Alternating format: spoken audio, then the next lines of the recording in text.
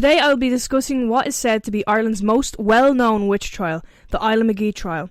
Taking place in 1711, it involved the alleged demonic possession of Mary Dunbar. 8 women were accused of using witchcraft to torment and demonically possess Mary Dunbar. They were found guilty and punished by imprisonment and public humiliation in the stocks. This took place during a time when witch hunts were widespread in Scotland and Ireland, although Ireland saw less trials than other parts of Europe. I'm going to say a little disclaimer here. I don't know if it was 8 women or 8 women and 1 man.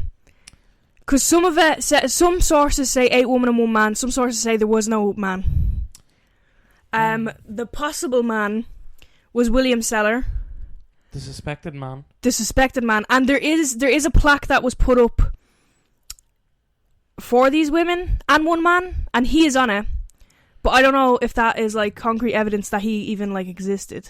Well, if they put a plaque up, then I'd say that's pretty concrete. That's pretty solid. But they weren't sure, and a lot of sources are like, we don't know if he died or like you know. Yeah, I don't know. Maybe. It is meant to be one of the most recorded witch trials, but for some reason, whether or not there was a man there is kind of like we're not for sure. Blokes just always taking over women's. Yeah, I'll talk more about him when it comes up, because I'll just go through it and then I'll bring up. Yeah. In Carrickfergus, County Antrim, during March and September of 1711, Ireland's last witch trials took place. Now, this might be the second last or last. It's one of the last. Yeah. The events leading up to this trial started when in February 1711, an elderly widow of Presbyterian minister, Anne Haltridge, suddenly died in mysterious circumstances in her home, No Head House. Oh, that sounds great. I just realised how crazy No Head House sounds. No Head House is crazy. Because it's KNOWE head. So I didn't, when I was writing it, I didn't process No Head House. Some believe that witches were to blame. Islandmagee is an 8-mile-long peninsula that resides on the east coast of County Antrim. Peninsula? Why are you How Spanish? Do I say it? Peninsula. Okay, well, I'm sorry. Peninsula. Peninsula. Okay. Some believe that witches were to blame. Islandmagee is an 8-mile-long peninsula. Peninsula. That just doesn't sound right. The dogs out. That resides on the east coast of County Antrim. And in the early 18th century, it held about 300 Presbyterians of Scots descent. After Anne's funeral, her niece, an 18-year-old educated woman by the name Mary Dunbar, moved into No Head House. Almost immediately, Mary began to show some of the classic symptoms of demonic possession.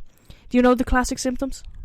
What to look out for if you're possessed? Just general shenanigans. Flipping stuff, lifting beds. Okay. Flicking me head around. Okay, so the first 2 I feel like you could have a normal person could do. Just like pee for an absurd amount of time. Like Scary Movie 2. Yeah. And, I don't know, just being a problem. Just being a real problem, being a real just project. Being a problem. Classic signs of demonic possession, as recorded in historical accounts and religious traditions, mainly imply noticeable disruptions in the body and mind. These include violent convulsions or seizures that might resemble an illness but can't be explained as such, strength that is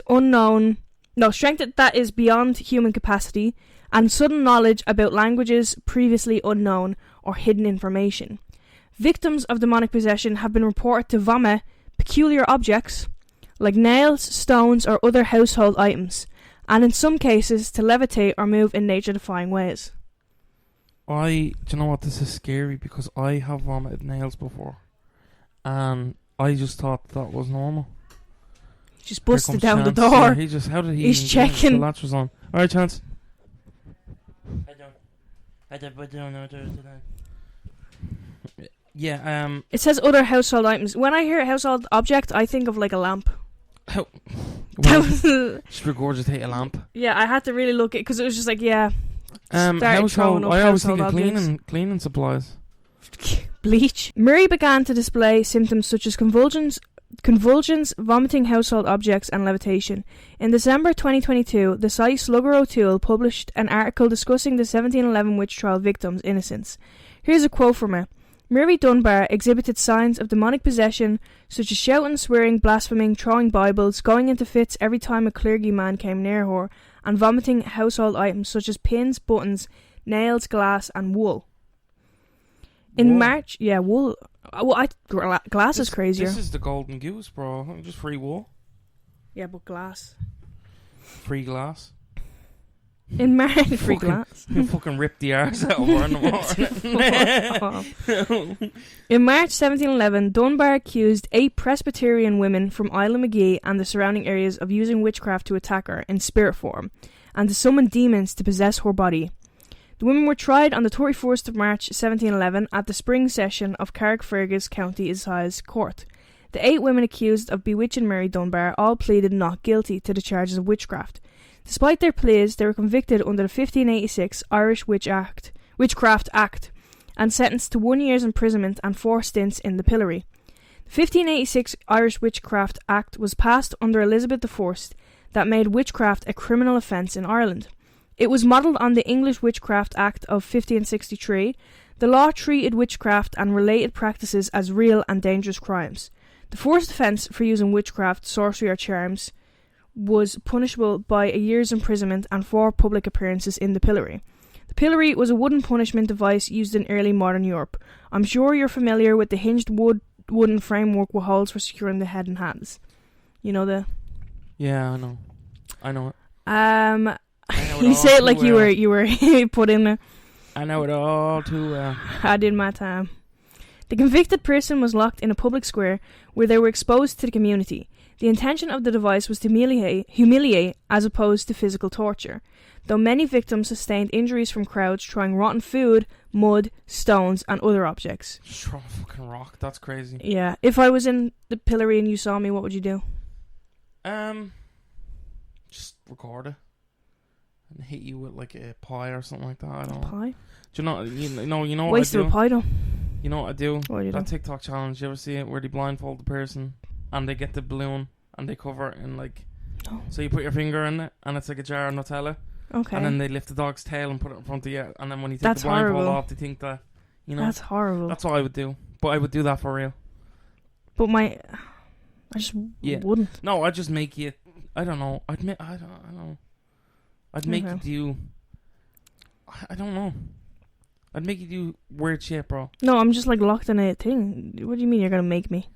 Because you're standing there. I'll just like do stuff and be like, look what she did. She can't escape the crime. Okay. Like I don't know. I'll figure it out. I have time.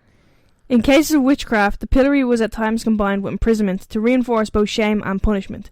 The second offence of the 1586 Irish Witchcraft Act could carry the death penalty. Anybody that was found guilty of causing death through the use of witchcraft could be executed, even if it was their first conviction. This act remained enforced in Ireland until it got replaced by the English Witchcraft Act of 1604, which was extended into Irish law. The 8 women that were accused... You just saw it. The 8 women that were accused and subsequently found guilty in the island... women inside. That's actually crazy. That's insane. I just registered that. Well, no, because he sighed after I was talking about the English Witchcraft Act being extended into the Irish law, so it's just like typical. It's typical. English. Back at it again. Anyway, oh, great.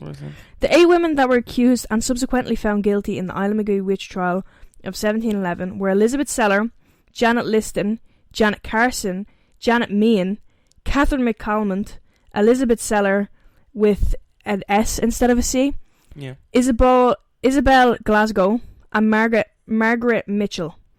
They were all members of the small Presbyterian farming community of Scots descent living on the islandmagee peninsula. Most were older, married or widowed, and of modest social standing, with some linked by kinship ties, such as the Seller and Seller families. Seller with C, Seller with an S.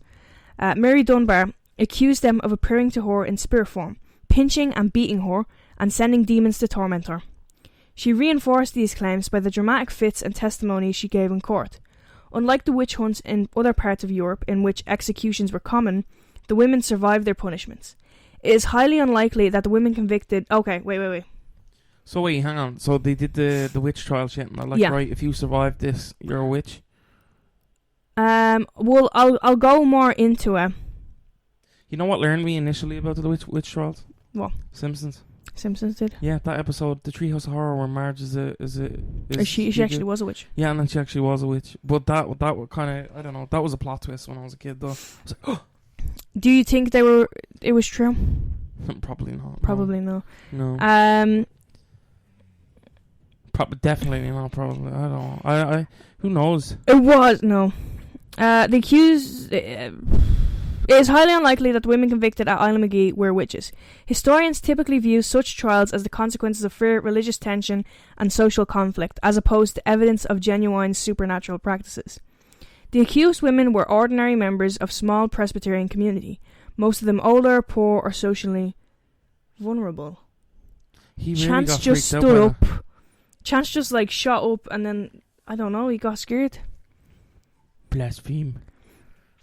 To quote Dr. Andrew Snedden's book, Possessed by the Devil, The History of the Islandmagee Witch Trials 1711, Mary Dunbar was the star witness in this trial, and the women were, by the standards of the time, believable witches. They dabbled in magic, they smoked, they drank, they had disabilities. Sorry, Chance has gone up on his belly. That's crazy. So, because they smoked, drank, and had a disability, they're like, witch! You're like, well... Technically wouldn't... And I'm not saying, having a disability is to be fixed.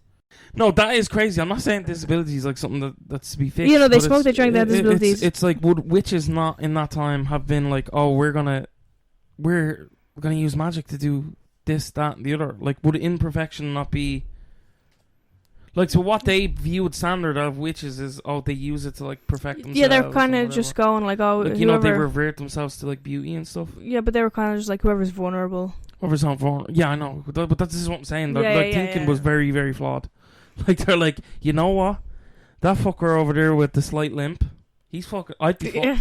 I'd be fucked. I would be fucked. Yeah, I don't know. It's the witch trials, even in America, is just kind of a little bit... You know... What year? Is this around the same time?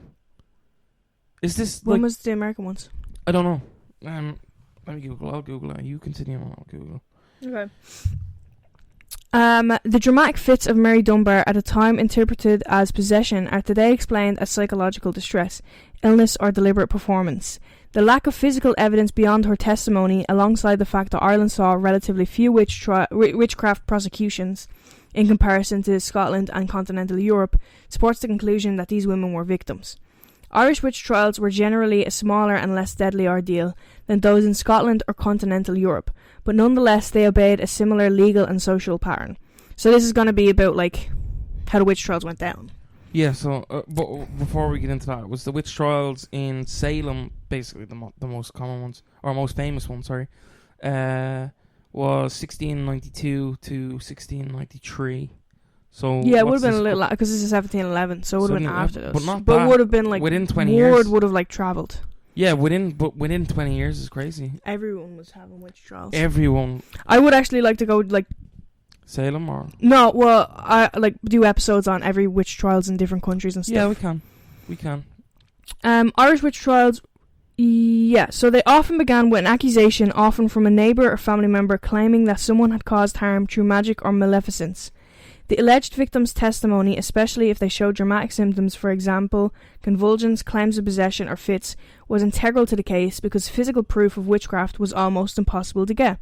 Once accused, the individual could be arrested and interrogated, sometimes using threats or coercion through torture, though torture was less common than in continental Europe. Those accused were often normal people, such as widows, elderly women, or those on the margins of society, and the proceedings often put an emphasis on public shame as much as punishment.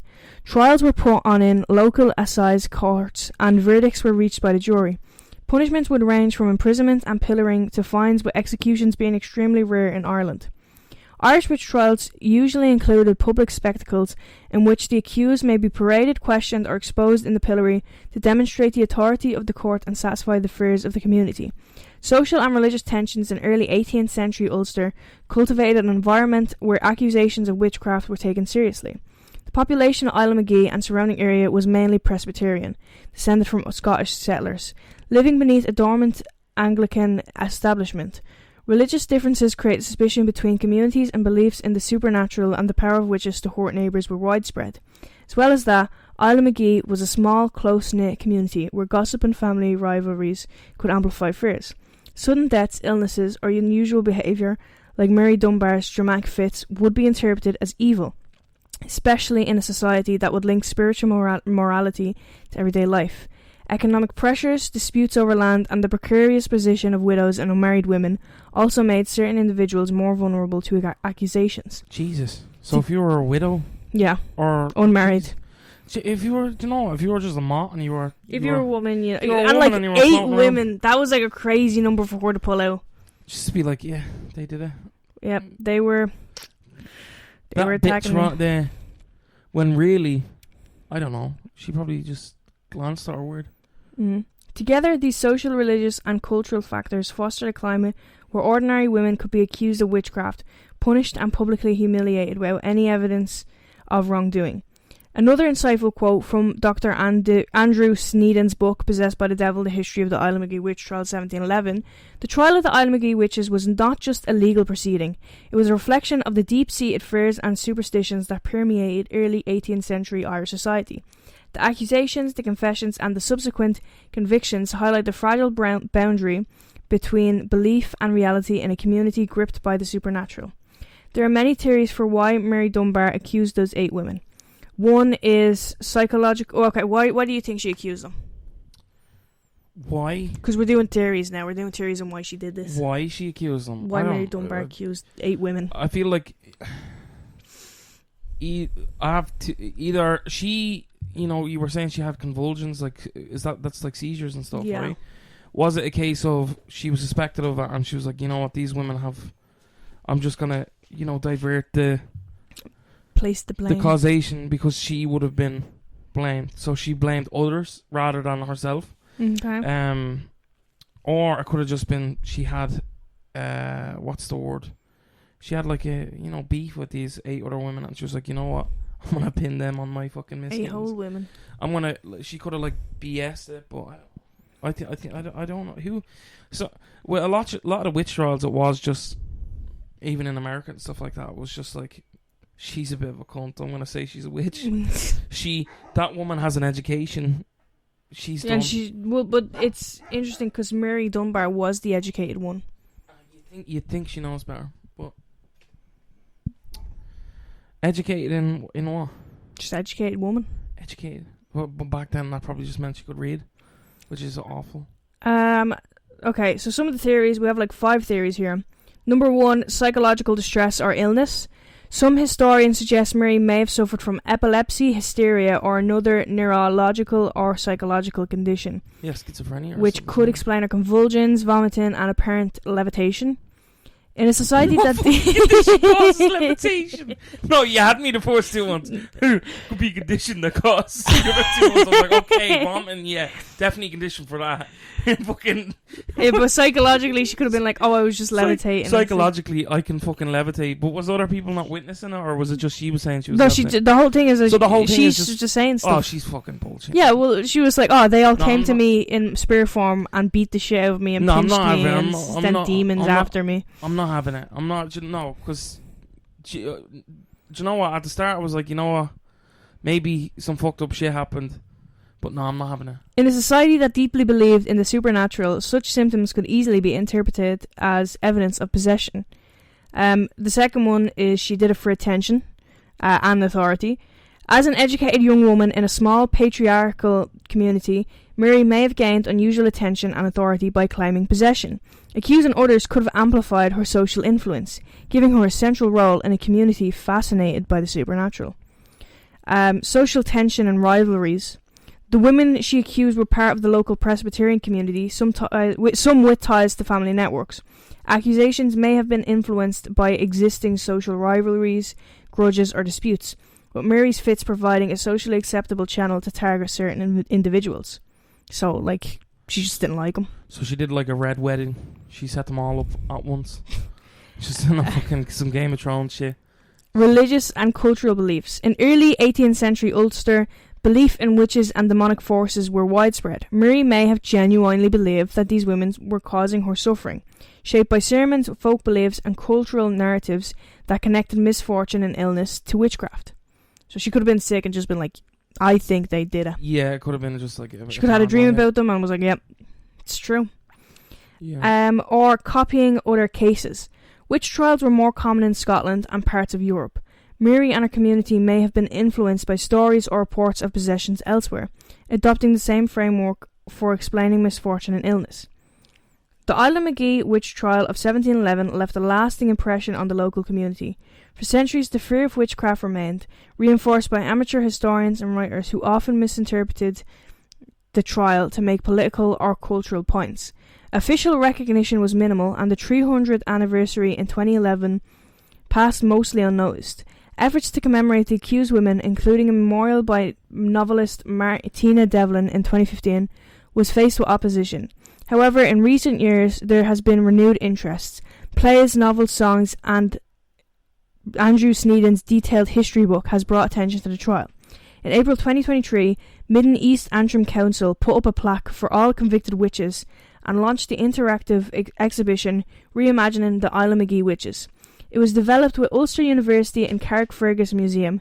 The exhibition features digital technology, traditional displays, art installations and creative outputs, including a VR app, an animated film, video game and graphic novel, allowing visitors to explore the trial, its social context and the experiences of the accused.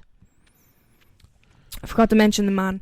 So apparently after they were put in jail, apparently Mary Dunbar didn't get better.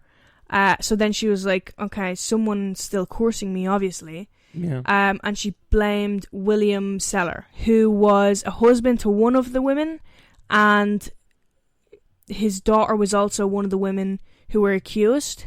Yeah. And then because he was accused of murder...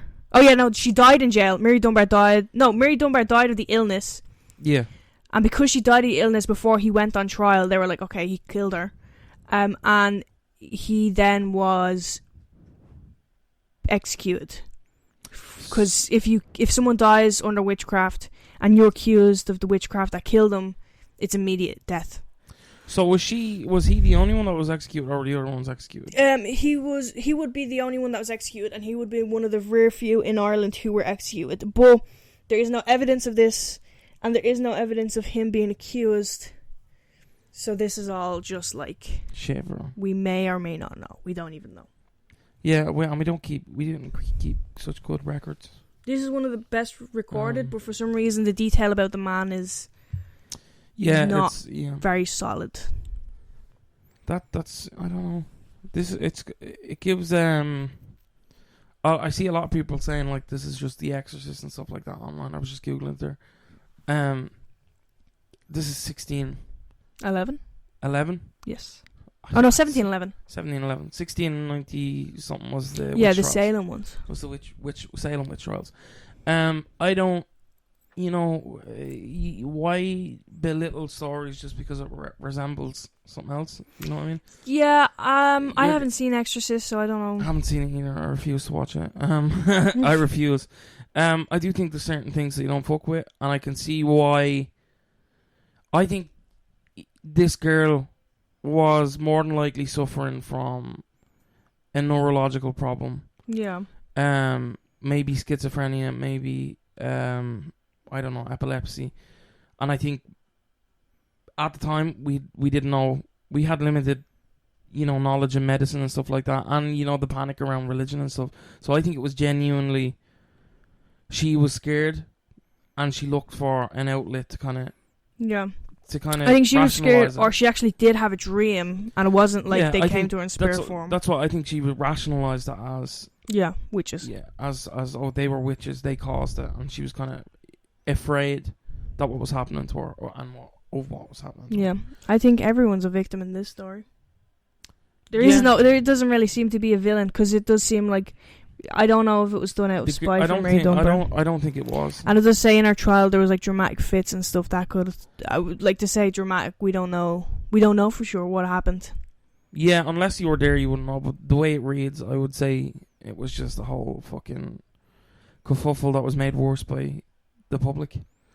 And the lack of knowledge. Understanding for a medical. Yeah. But again, that's the public. The public just takes stuff and roll with it. We're just like, we're going to have it. Like, okay. I guess they are witches.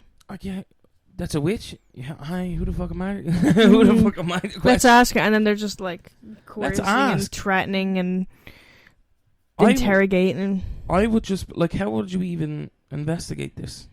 Exactly, like, there's like no evidence, it's just what she says. You're just like, okay, we're going to bring something to trial that has no fucking evidence. It has no... And I don't even think the Irish ones were like the Salem ones were like... They at least tried to get... Because the Salem ones were ridiculous, where it was like, hold this big heavy rock and go into the water, and if you drown, you're not a witch. They came up with some crazy shit, like the seesaw one. But at least they had like... They had methods. They were trying to figure out whether or not you were actually a witch. They weren't just like... She says you're a witch. Ultimately, I think you have to be a witch. I'm kind of glad we didn't get to that phase. Because then there wasn't as many casualties. Throwing people off cliffs. Lives were ruined because women were imprisoned and, humiliated. But it wasn't like death. Yeah, but in a lot of ways, it was kind of worse than death. The public humiliation. And then like your family's the destruction of your your name.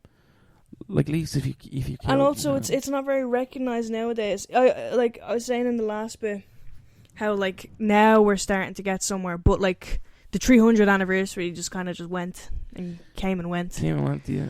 Like, all there is for those women are like a plaque. Yeah. And it is... the exhibit is supposed to be really good. And the names, but even in an exhibit, it took like a university, from what I'm gathering, it wasn't even a public project, it was a university kind of project. So, I don't know. I think America... The thing that would get me is these were convicted. A step towards even justifying them would be to overrule the conviction back then. I think they did that in America. Oh yeah. With the Salem witch trials, they undid the convictions and stuff. So I think that would be a step in the right direction. So yeah, that's what we have for you this week. Upon editing the episode, I realised that we forgot to film an outro. I fully blame Mel. So yeah. If I sound different, that's why. Remember to follow us on all social media platforms and to leave a like and a rating. It will be greatly appreciated. Yeah, we'll catch you in the next one.